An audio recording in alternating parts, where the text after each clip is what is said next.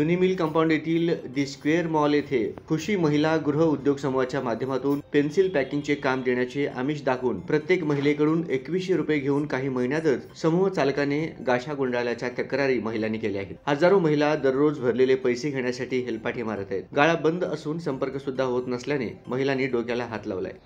मेरा नाम जेबा है। आम्ही इथं खुशी महिला लगवतो। तिथं पैसे भरले होते 2100 रुपये पेन्सिलचे। आम्हाला रोज 200 रुपये देणार होते। तर आम्हाला 15 दिवस भरले तरी आम्हाला पैसे दिले नाही।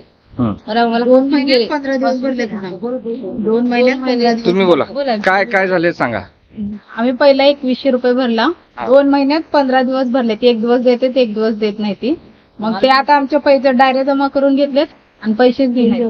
कशाचं काम देणार? आणि पेन्सिलचं काम आहे। कुणाला चिट्ट्या काढायला देतात कुणाला घालायला देतात। मग ते माल नाही म्हणून पद्धत नाही। 2100 रुपये तुम्ही भरल्यावर दररोज किती रुपये तुम्हाला मिळत होते? रोज 200 रुपये देतो म्हणजे। तुम्ही सुरुवातीपासून तुम्हाला काही पगार मिळाले? कायच मिळाले। आमचे बी पैसे नाही मिळाले आमचे पगार बी नाही मिळाले। अशा किती महिला आहेत?